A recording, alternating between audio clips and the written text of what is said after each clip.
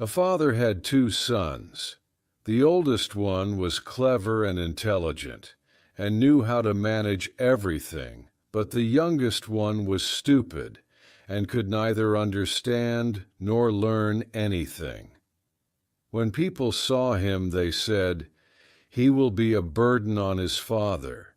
Now when something had to be done, it was always the oldest son who had to do it. However, if the father asked him, "Fetch anything," when it was late, or even worse, at night, and if the way led through the churchyard or some other spooky place, he would always answer, "Oh no, Father, I won't go there. It makes me shudder." For he was afraid. In the evening by the fire, when stories were told that made one's flesh creep, the listeners sometimes said, "Oh, that makes me shudder." The youngest son would sit in a corner and listen with the others, but he could not imagine what they meant. They are always saying, "It makes me shudder. It makes me shudder." It does not make me shudder. That too must be a skill that I do not understand. Now it happened that one day his father said to him, "Listen, you there in the corner, you are getting big and strong. You too will have to learn something by which you can earn your bread. See how your brother puts himself out, but there seems to be no hope for you." "Well, Father," he answered, "I do want to learn something. Indeed, if possible, I would like to learn how to shudder. I don't understand that at all yet." The oldest son laughed when he heard that, and thought to himself, "Dear God, what a dimwit that brother of mine is. Nothing will come of him as long as he lives. As the twig is bent, so grows the tree." The father sighed and answered him, "You may well learn to shudder, but you will not earn your bread by shuddering." Soon afterward, the sexton came to the house on a visit, and the father complained to him about his troubles, telling him how his younger son was so stupid in everything that he knew nothing and was learning nothing. "Just think," he said, "when I asked him how he was going to earn his bread, he actually asked to learn to shudder." "If there is nothing more than that," replied the sexton, "he can learn that with me. Just send him to me. I will plane off his rough edges." The father agreed to do this, for he thought, "It will do the boy well." So the sexton took him home with him, and he was to ring the church bell. A few days later, the sexton awoke him at midnight and told him to get up, climb the church tower, and ring the bell. "You will soon learn what it is to shudder," he thought. He secretly went there ahead of him. After the boy had reached the top of the tower, had turned around, and was about to take hold of the bell rope, he saw a white figure standing on the steps opposite the sound hole. "Who is there?" he shouted, but the figure gave no answer, neither moving nor stirring. "Answer me," shouted the boy, "or get out of here. You have no business here at night." The sexton, however, remained standing there, motionless, so that the boy would think he was a ghost. The boy shouted a second time, "What do you want here? Speak if you are an honest fellow, or I will throw you down the stairs." The sexton thought, "He can't seriously mean that."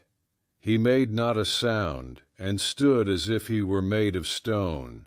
Then the boy shouted to him for the third time, and as that also was to no avail, he ran toward him and pushed the ghost down the stairs. It fell down 10 steps and remained lying there in a corner.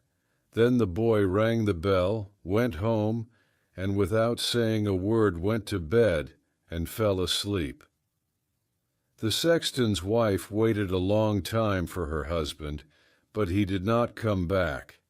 Finally, she became frightened and woke up the boy, asking, "Don't you know where my husband is? He climbed up the tower before you did." "No," replied the boy, "but someone was standing by the sound hole on the other side of the steps, and because he would neither give an answer nor go away, I took him for a thief and threw him down the steps. Go there, and you will see if he was the one. I am sorry if he was." The woman ran out and found her husband, who was lying in the corner moaning. He had broken his leg. She carried him down, and then crying loudly, she hurried to the boy's father. "Your boy," she shouted, "has caused a great misfortune. He threw my husband down the steps, causing him to break his leg. Take the good-for-nothing out of our house." The father was alarmed, and ran to the sexton's house and scolded the boy. "What evil tricks are these? The devil must have prompted you to do them."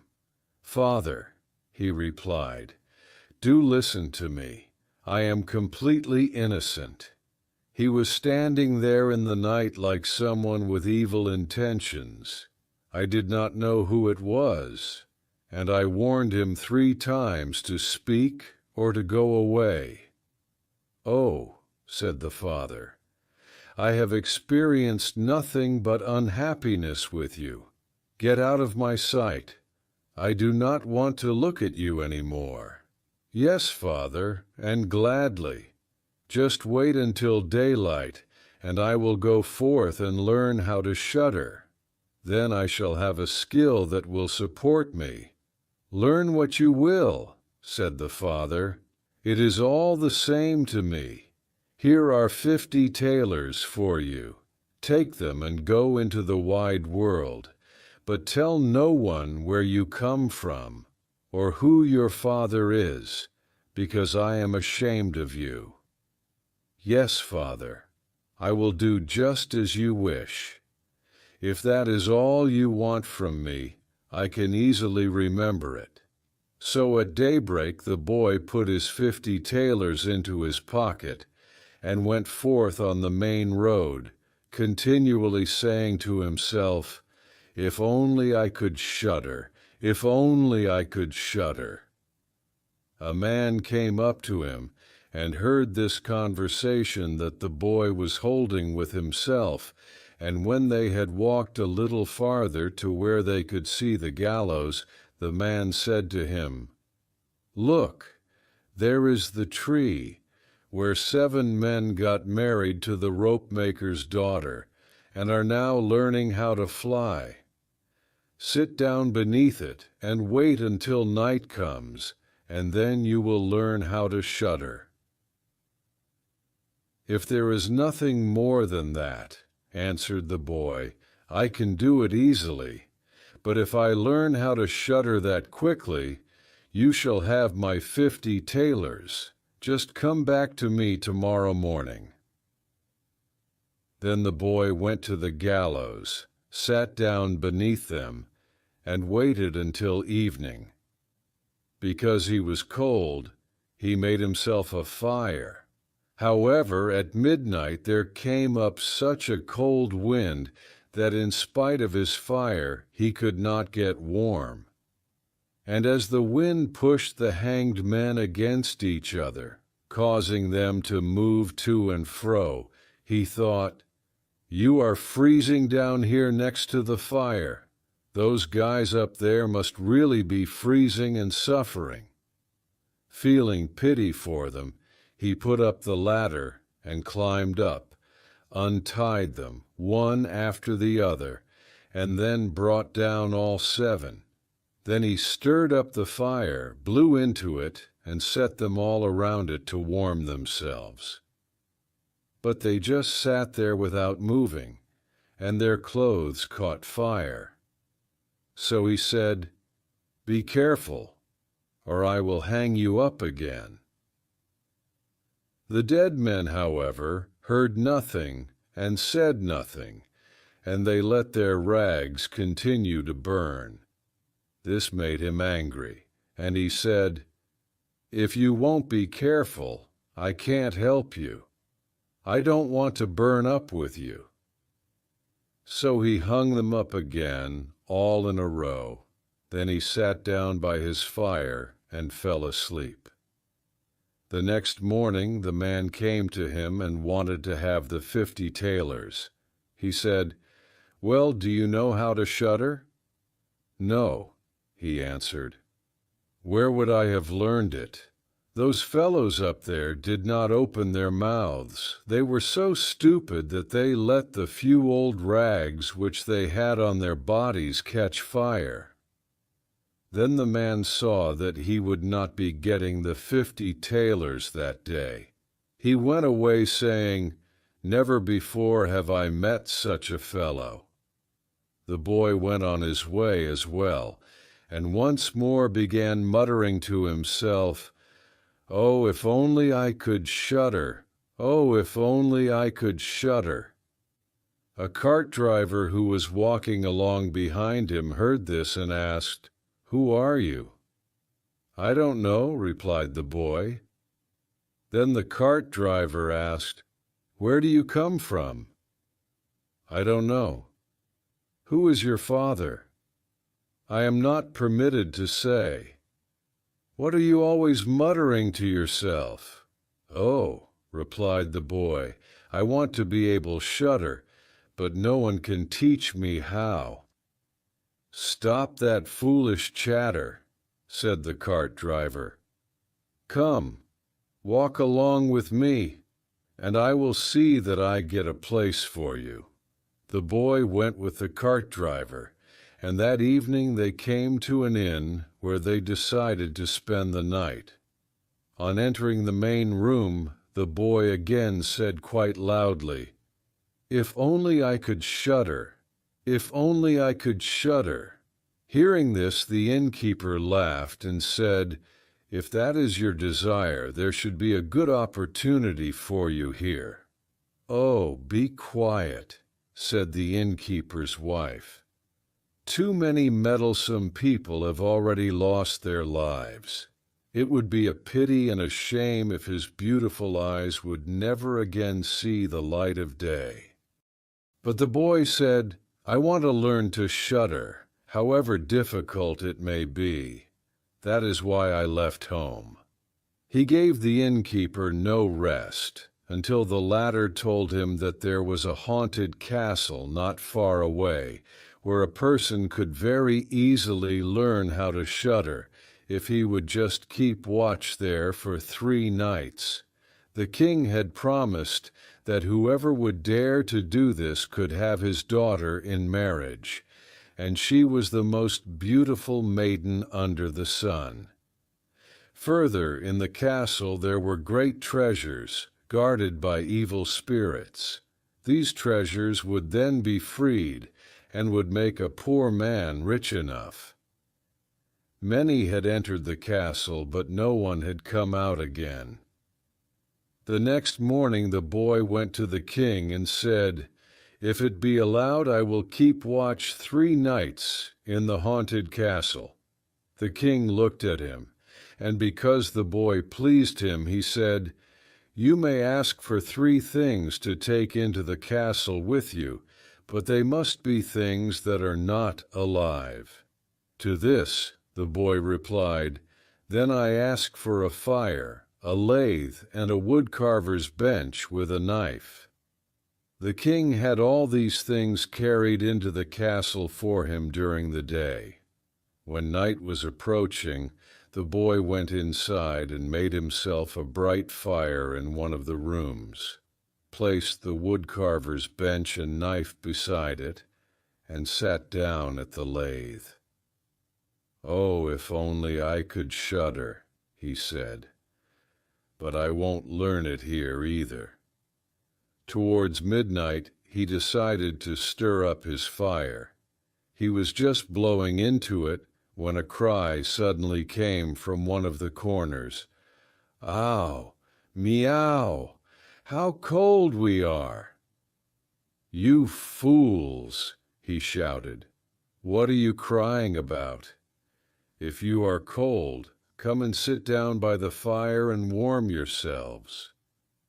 When he had said that, 2 large black cats came with a powerful leap and sat down on either side of him, looking at him savagely with their fiery eyes.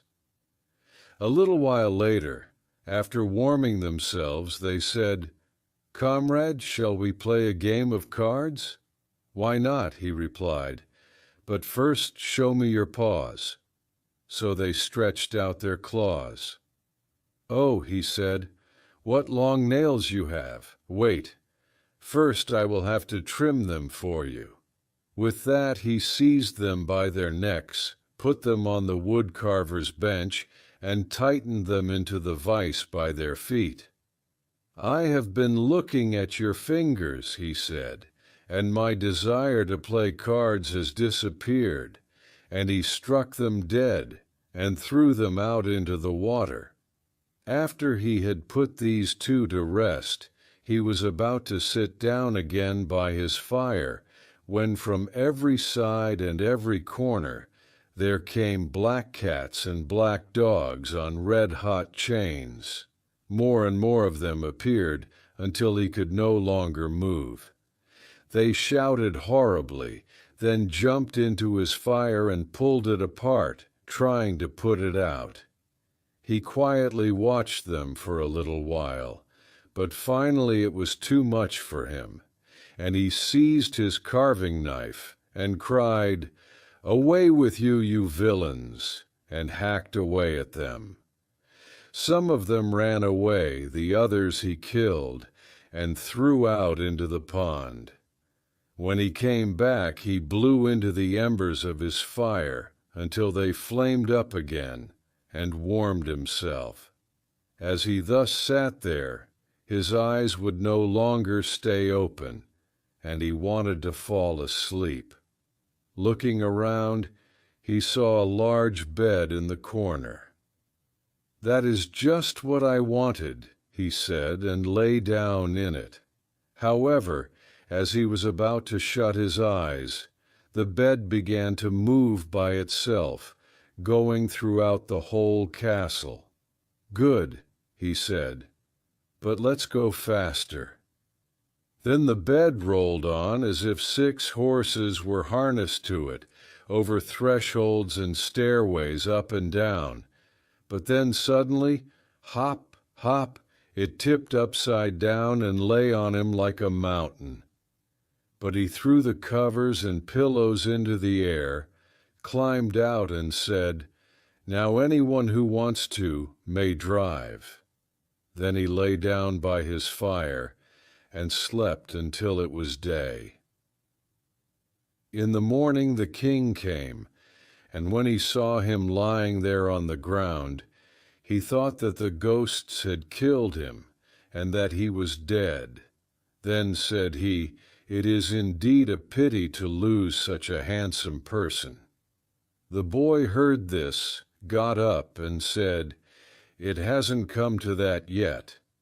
The king was astonished but glad, and asked how he had fared. "Very well," he replied. "One night is past, the 2 others will pass as well." When he returned to the innkeeper, the latter looked astonished and said, "I did not think that I'd see you alive again. Did you learn how to shudder?" "No," he said, "it is all in vain. If someone could only tell me how."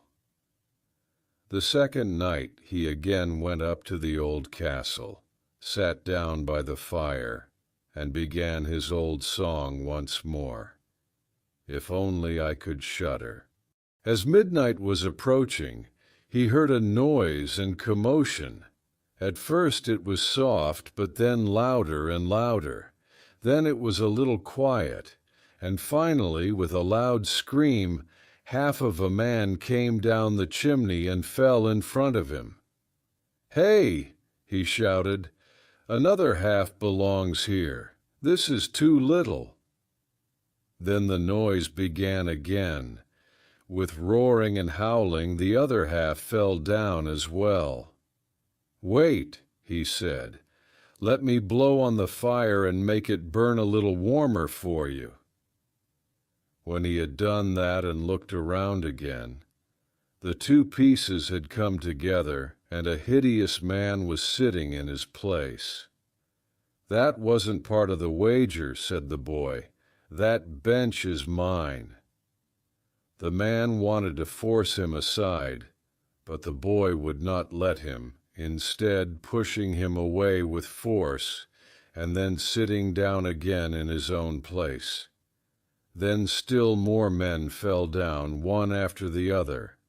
They brought 9 bones from dead men and 2 skulls, then set them up and bowled with them.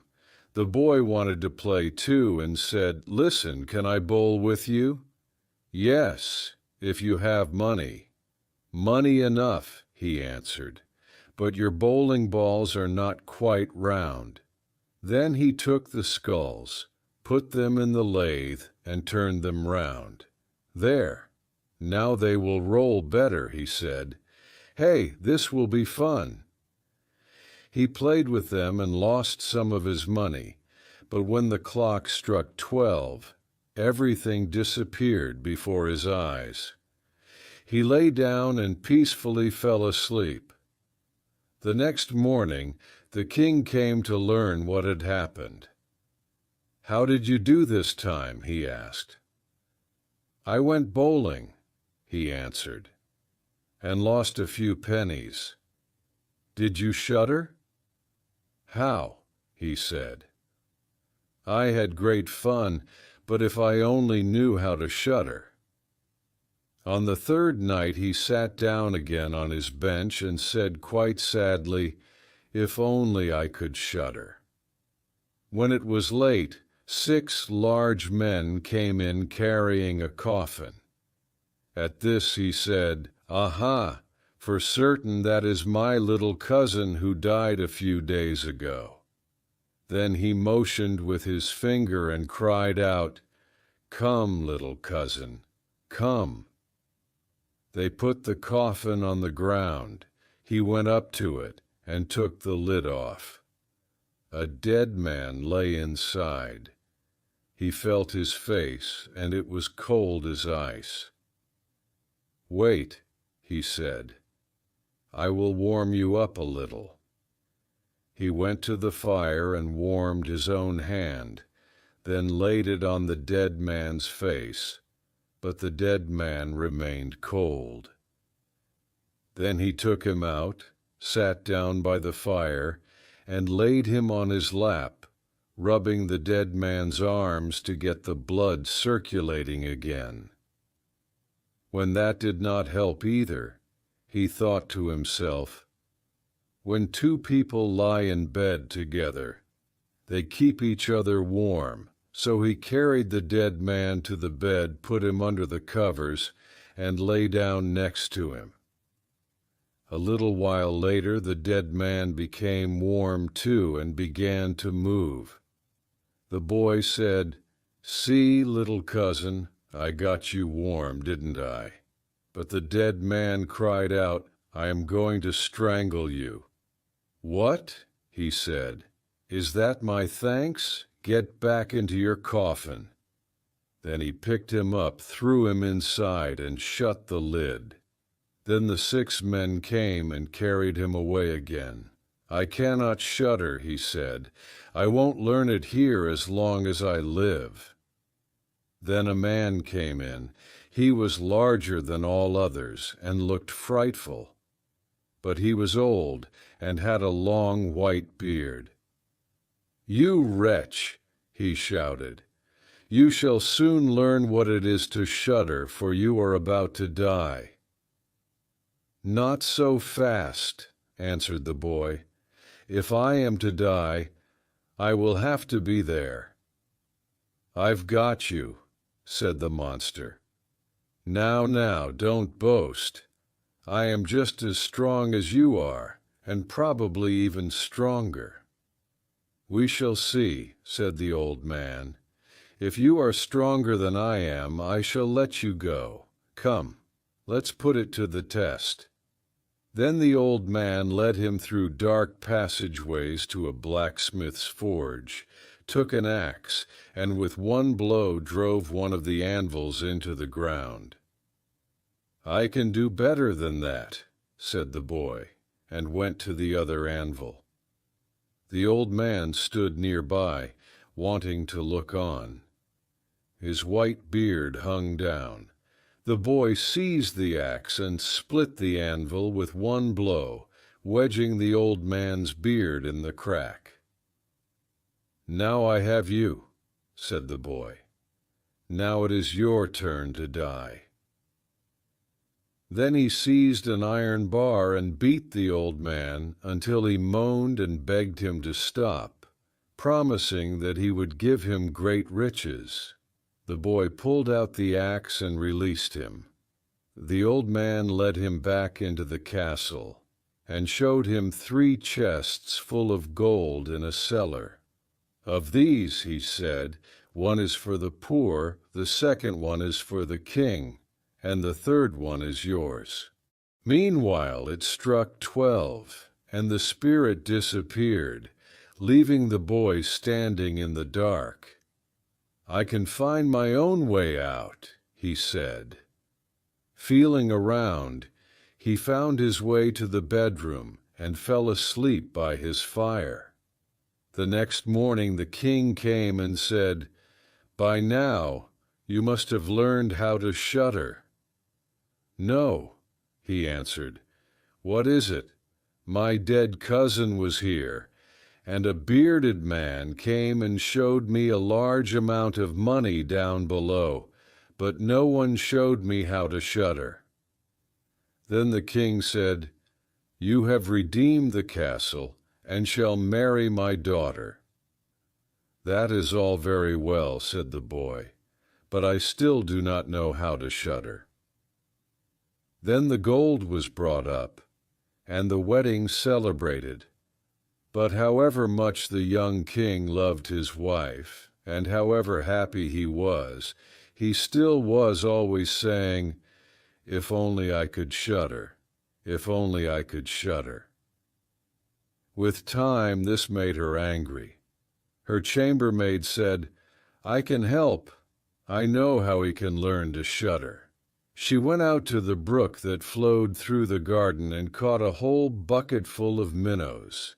That night when the young king was asleep, his wife was to pull the covers off him and pour the bucketful of cold water and minnows onto him so that the little fishes would wriggle all over him. When she did this, he woke up crying out, "Oh, what is making me shudder? What is making me shudder, dear wife? Yes, now I know how to shudder,